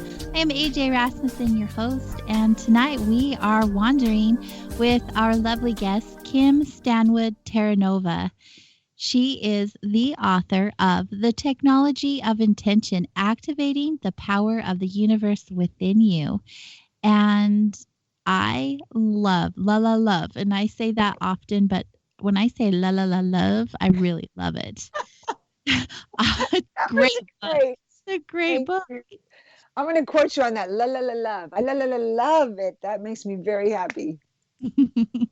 I cannot sing to save my life. However, if you throw a few la-la-las in there, it makes everything better. That's perfect. I understand. I'm bringing the magic, and it always makes everything better. It's true. So true. Mm-hmm. Before the break, you were talking about checking in with ourselves and how we're feeling and what we're thinking and what does my body and my heart need right now? Mm-hmm. It's, I feel like we get to all grow in our acts of self-love. When I first say that to people, they're like, what do you mean an act of self-love? And I give people many different exercises, gratitude lists, acknowledgement lists, really finding that place to celebrate all that their fulfilled intentions are for the purpose of seeing clearly and feeling where they can just embody an act of self-love. We all, I sense, tend to be harder on ourselves than kinder. And I'm determined to assist us all to be open to, what is the next thing I can do that can be kinder to myself? Mm-hmm. And that is listening to where am I at? What am I feeling? What's going on? Which does, again, require slowing down for just a minute, checking in before we jump in. We must check in with ourselves and really know where am I at and what am I feeling? I'll always say if we look out in the world and we see like airplanes create, landing strips to land a plane, they don't just randomly land. Like, where are we taking care of ourselves so miracles can land? We must know. I get to keep checking with myself because this is the place where all things are manifesting in my life. And what is it that I'm creating? It's going to be a smoother creation if I stay in acts of self-love and conscious of being kind to myself and authentic and truly still growing, always. Always. That is what this journey is about, after all. Yes. You talk about in your book the power of prayer. Mm-hmm. There's quite a few experiences that you shared where you talk about praying and really connecting with the universe, with your higher power, whatever that looks like, and being very intentional in doing so. Yes, prayer is such a powerful, powerful tool, and I'm love that it is definitely a tool that I use daily, and I really know that intentions are right smack in the middle of prayers as well. So they go together so well. And prayer is one of those things that across the globe, we all know what prayer is. And when we begin to embrace that we all can pray in the manner that honors where we are at, then we can speak the word for ourselves or someone else in so many different ways. And it could simply be 3 or 4 words. It could be, some of my prayers have been like 7 minutes. I did one for Agape last week when they asked me to pray them into Facebook Live, and it was about a 15-minute prayer because that's what was coming through. I don't remember them. I've had people come and say, can I have a copy of that? And I said, I have no idea what just came through me because I trust spirit so much. I'm so into surrendering to that. And there's sometimes that I've said 4 words. There was a moment when I was had a bad horse riding accident and was airlifted out, it was years ago, and I was in the helicopter, and I remember it was fairly beginning of my spiritual practices, and I remember thinking, I got weepy because I knew that no one in my agape community knew I was there, and none of my family knew I was there, and all I could say is, wow, no, I have no one praying for me right now that I'm going to make it through this. And I heard this voice say, just pray for yourself, Kim, just pray for you. And I was in so much physical pain that I could only say 4 words, and it was enough. All I could say was, God is, I am. God is, I am. You could replace that with spirit is, universe is, love is, I am. Those 4 words got me through that helicopter ride, through the crazy emergency room where the doctor came out and said, I don't understand how it could be possible that you were propelled at such a speed and into the air at such a high place, and there's not a broken bone in your body. I don't understand. And I looked at him and I had tears coming down my face, like, oh, thank you, thank you, thank you, thank you, thank you. I just want to know my body's okay. Prayer is powerful. It's powerful. People, we've got scientific evidence now whether we're praying over an individual with a health issue, whether we're praying over plants to grow, that it has been proven scientifically that it is energy that has impact. And we all have access to it. All of us. And it's so underestimated. Yes. I mean, we pass an accident. My children and I are driving down the road. If we see an accident, we simply put our hands up towards the accident and send blessings and strength, and all healing is taking place there. All needs are met. That's a prayer. You know, it could be a big prayer. It could be a traditional, wonderful prayer from someone's upbringing. It could be those words. We get to stay conscious, again, back to the power of our words, and implementing them in ways to be of service, because it has a ripple effect. That prayer has impact. Even if we never have met the individual, it still has impact. Mm. And it goes back to the power of intention. You said they go hand in hand, and they really do. Absolutely. Because intentions are in affirmative prayer, which is what I was taught to pray in that manner. There's intentions are right in the middle of them, that the intention comes in the center of a prayer. So whether it's, I accept that health and wholeness is occurring in my body temple right now, that I'm strong and flexible, that's an intention and a prayer simultaneously. You know, and someone may start it with God is, spirit is, and end it with amen. And in the middle of it could be that place that is still the realization of what one desires, which is very much an intention. Mm-hmm. So it's like this powerful tool that's at our fingertips, at our very breath. And my invitation to all of us is that we keep waking up to activating them.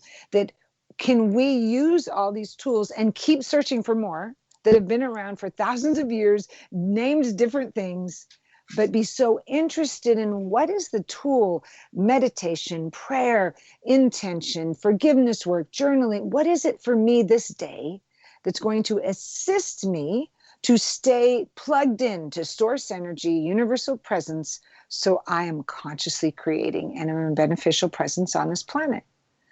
So when we ask that, we then listen to what is that tool at this moment I get to activate. When we listen, I'm encouraging all of you who are listening to really take that pause and listen. Our body and our heart know exactly what they need. Yes, absolutely. We're in such a hurry, going, that we don't stop to listen what we really, truly need, what our true desires and heart need for us in this experience right now.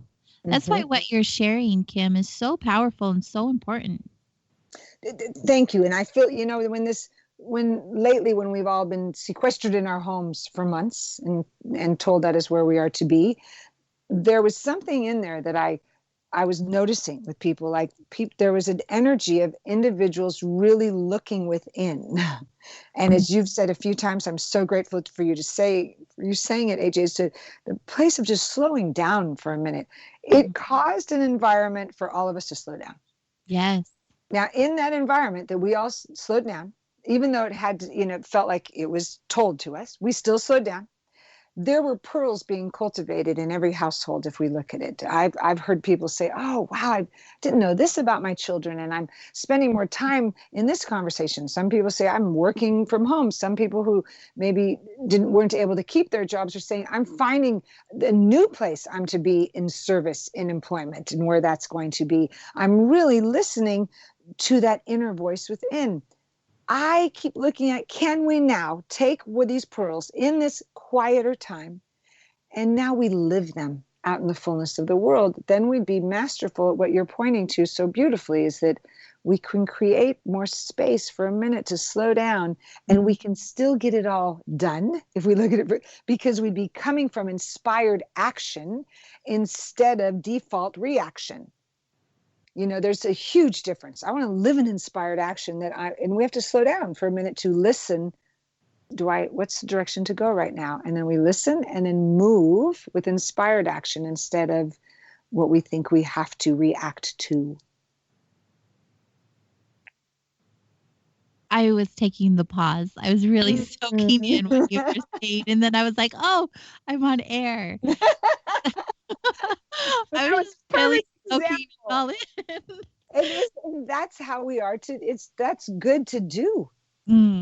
Just to be present for a moment and think, whoo, this is a really good ride, and I want to catch it, and I want to know it, and I want to give it. And it's a powerful place to be right now in human history. We are here on purpose, on point, and we have possibility with every breath we take.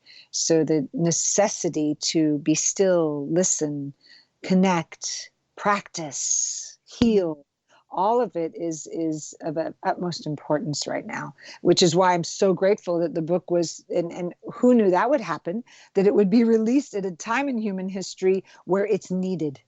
Absolutely. It was perfect timing. Absolutely perfect timing. And I've been told that. I've had people say to me, Kim, how did you do that? That wasn't me.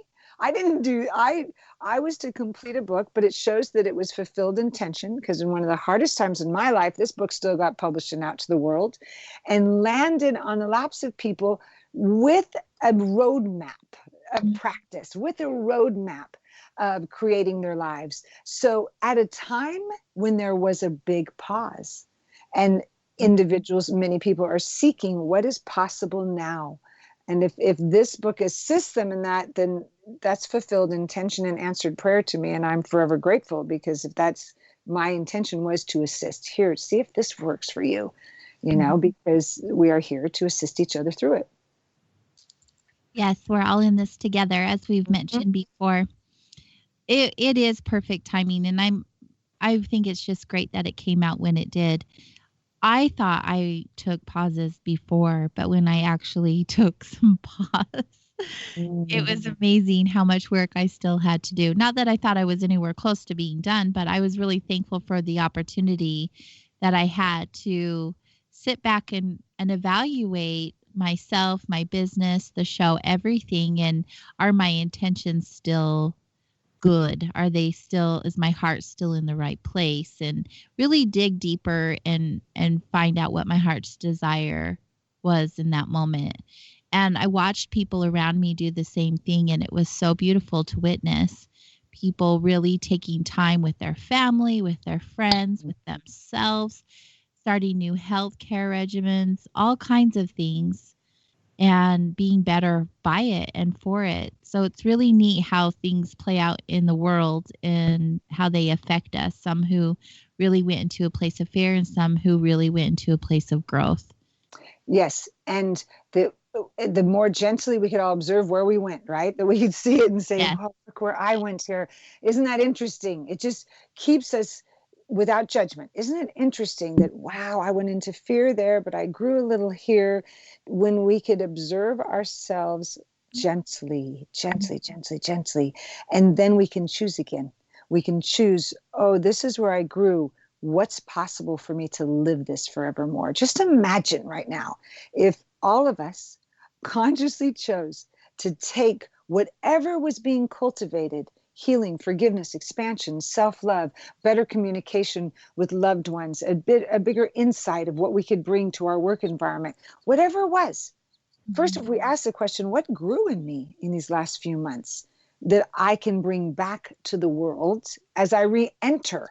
Then we're going to be walking, living as an awakened society to keep knowing more about ourselves and asking questions that honor one another and ourselves. So that interests me so much. And I want us to just keep knowing that let's try. Why not? We're here. Let's play in the field of possibility and create together. Yeah, why not? What else are we going to do? Exactly. Oh, another part of your book that I really like that you brought up a lot is we've talked about, taking a break and checking in with ourselves in the pause, etc. But you talk about taking a breath, and you also talk about breath work. Oh my gosh, I love breath work. Oh, wonderful. Love breath work. Taking a breath is, sorry, I just took a breath. Is so good for us to, on so many levels, of course, to keep our bodies functioning so well. Breath creates space for insights to land. When we really allow ourselves to just take a big inhale and exhale, one, it cleanses our bodies, but it also creates space for an insight to land. So if we're in a conversation, it's with that pause with someone, and maybe it's a tough conversation, we're having a hard time saying it, we can know that we can love each other through it if we just take a deep breath. If we breathe through each other through a situation, then all of a sudden there's more space for something to come in that we didn't see, because when we hold our breath, we're holding. Like we're holding right there, right? So nothing can land. When we exhale and really know, okay, I'm just going to trust there's another. It's also, to me, our breath is the first lesson we were ever taught about trust. I so believe this, because when we come into this world and are birthed, that moment we take our first breath in the outer world, we then are learning trust, that nobody tells us, hold on, you got to take another breath. Wait, there's not going to be enough. And you're going to have to tell your body this. It occurs. It occurs. And we don't hold it like there's no more oxygen left. We just keep breathing. So it's an act of trust the second we came out into our bodies. So to know now, let me trust my breath, to just take a deep breath, to give me space before I answer that question. Sometimes I'll look at someone and say, truly, just give me a second, and I'll just take a big deep breath, and then I'll begin again. Because, great advice. Right? And then transformational breath, what I love about that, and I have some very dear friends of mine that are brilliant transformational breath coaches. When I was introduced to that at the Rhythmia Life Advancement Center, because I'm the spiritual teacher down there now of teaching all of Reverend Michael's work there, and the guest speaker of my book as well.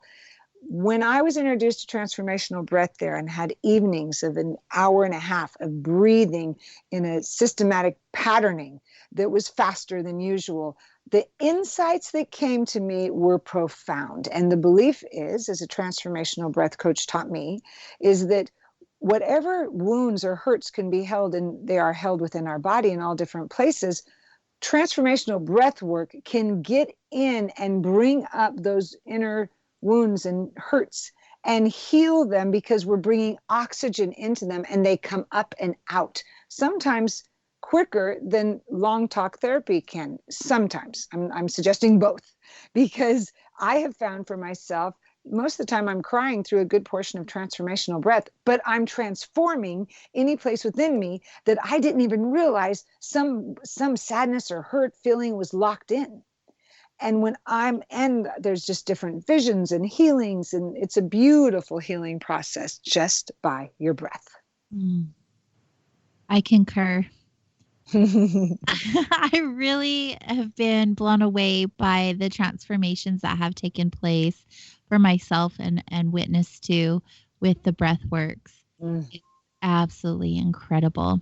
It is, and they're popping up in large cities and different places. When I teach retreats, I always bring in a transformational breath coach so we can have a session of that, so we can all keep our eyes open of, oh, where can I go to do that? Because I've seen a few places that you could, like a yoga class, but you could go and have a breath class, and I encourage people to do it because it's definitely it's really healing and creates massive places of things to come up and out, so that we could consciously again co-create from a cleaner palette. Thank you for sharing. So everyone, Google and find out where your nearest breathwork practitioner is. Yes. To assist you on that journey. It's a gorgeous one to have. You have shared so many things in this book. Like, I could go so many different directions, and of course we're limited on time, but what would you like to share about your book that we haven't gone over yet? What's something you want everyone to know? Lovely. Thank you for asking that. There's one of the last chapters at the end I find to be very impactful and important, and it was put at the end of the book intentionally, is that one of the practices that supports fulfilled intentions really well is having an ongoing practice of acknowledgement. And I just want to point to it because sometimes when people read it, it's like, wait, I'm not sure I quite understand the application of it. Everyone always understands a gratitude journal because lots of us have been writing them. And we know that we open a journal and write, today I'm grateful for, and write 5 things we're grateful for. Beautiful practice. What I ask people to also do is on the other side of the page, write a sentence that says, today I acknowledge myself for, and write 5 things. Now, this comes right back to how we began tonight, which is about receptivity and really becoming receptive to the good in the universe. And it's in alignment with, if we're writing intentions to what we wish to create, we must be receivers to receive it when it comes. Acknowledgement lists teach us how to be good receivers, so that when we realize the difference between a gratitude and an acknowledgement is, in the short version, gratitudes are things that we look outside in the world and we see happening and we're so grateful for them. Doesn't mean we made them happen. Acknowledgements, we must have participated in it for it to have occurred. So I'm going to give you a simple example. I'm so grateful to you, AJ, for inviting me on the show. Clear gratitude, right? I didn't make that happen, but I'm aware of your invitation, correct? Correct. But my acknowledgement list is that I acknowledge my yes, that I said yes to be here with you authentically, openly, and presently. So, see, it's a shift of, oh, but I said yes to that. So I'm so acknowledging myself that I did. When we begin to write acknowledgements for the simplest things, there's sometimes mine are, that I took a breath before I had an important conversation with my children, or acknowledge myself that I remembered to set an intention before I got on that business call, or I acknowledge myself for exercising for 5 extra minutes today. It doesn't have to be, I acknowledge myself that I signed that multi-million-dollar contract. It could be the smallest things. What happens when we start that practice is, I like to think of it like this. It's like we're making a deposit in the bank of self-love every single time we write an acknowledgement. When we make a deposit in the bank of self-love, we become better receivers, because then when someone wants to bless us with something wonderful, a new job, a new opportunity, and a fulfilled intention, we're ready to say thank you because we've acknowledged where we have created these other elements, and we know we're willing and worthy to say yes and thank you when the next miracle lands. It's breathtaking. It's so powerful. And powerful. It's a new practice I'm going to take up. Yes. And it's a simple one. You know, sometimes, oh, can I have time to write that? And when I just push them a little hard, like, well, just try. I had a minister come back to me at Agape after I asked them in a class to do this. She came back to me a week later and she said, okay, no one has ever asked me to do that exercise.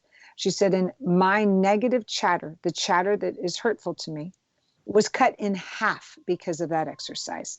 And I was ecstatic because I said, that's beautiful. That's answered prayer, because when we write an acknowledgement, guess what happens? We've just knocked out of the park the chatter that told us we're not worthy. We didn't do that very well. We weren't very good today. when we end our day, every night before bed, I just write 5 things. I acknowledge myself that I did the best I could today. I acknowledge myself for making time for that client who had an emergency. I acknowledge myself for whatever it is. Then our chatter, when we put our head to the pillow, will eventually turn to things like, you did great today. That was good. You did your best you could. Just get some rest. Tomorrow's a new day. Versus what the chatter of our sometimes, judgmental voice could tell us. It's very impactful because then we're experiencing more love. What a beautiful note to leave us on. Good. I've said beautiful probably 50 times. It's my word of the night. But honestly, that's just how I feel. And it's beautiful. It's all beautiful. Thank you. How can others get in touch with you for the book and for any of your other teachings? Absolutely. You could go to my website, which is my full name, kimstanwood.terranova.com, and there's a place to sign up there. And anyone who signs up in the month of June, I am doing it at the end of the month. We're giving away a 30-minute session. We'll raffle one off, so we'll be doing that. You could also follow me on any of my platforms. So Instagram is @KimStanwood. They couldn't fit the whole name, or on Facebook. And please go to Amazon for the book. But my calendar and everything on my website really expresses where I'll be speaking next, and we'll put you on the email list and let you know. So that's always the best way. Fantastic. It has been a pleasure and a joy to have you here wandering with us this evening. Thank you so very much for your time. Thank you so much. I'm so honored, and I loved every minute of it. Thank you for all that you bring to the world. You as well, Kim. Thank you. Soul Wanderings can be found on all of the main social media platforms, as well as soulwanderings.com. You can even head over there to get the links.